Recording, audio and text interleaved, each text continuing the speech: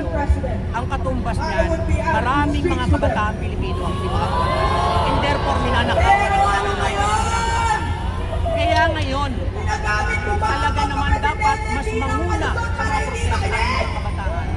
Kasi kinabukasan nyo yung sayang din. Diba? Kayo yung mga tinatawag namin pag-asa ng bayan. Paano magiging pag-asa ng bayan ng mga kabataan?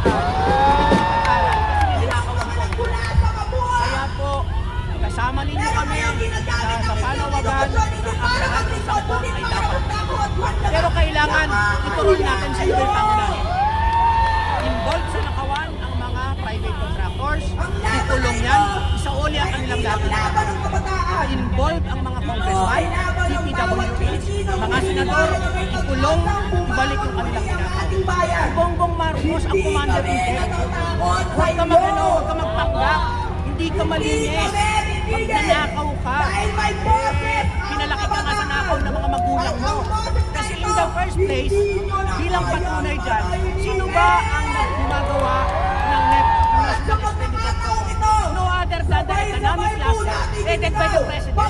So kung nandun yung mga items na pwede lalo na ito and program. Kaya po, huwag tayong tumigil. Ituloy natin ang mga protesta dahil ito ang tama hanggang sa mapanagot natin ang mga dapat managot at siyempre kahigit sa lahat itaas natin ang kanilang maguhin ang bulong sa mga sino dito? Pawis na pawis na! Well, congratulations! Kanina lang! Pinaglalaban niyo ang iba't ibang alay ng sana mga hindi dito kabataan matapos. mula DLSU Kasi sa totoo lang, hanggang dito sa kabataan, Mendoza, karugtong ng iba't mula ibang FAU at mula dun pa sa Iris. yung mga kabataang kamilos doon, magparami pa kayo, magprotesta sa loob ng mga universidad, sa mga kalsada, at inaanyayahan ko mga kabataan sa October 21, Pesa. Dahil po, Magrarally ang po sistema tayo natin sa ng edukasyon na ay hindi iba, hindi komersyalisado sa simpleng salita. Kung wala kang pera, hindi ka makapagawa. At lahat ng yan Hindi ay na tayo laban sa korupsyon, magtataka kasama kung yung bakit mga sektor. merong mga bagong Kaya barangay laban na kabataan, bayan no, sa Maynila. nasa inyo.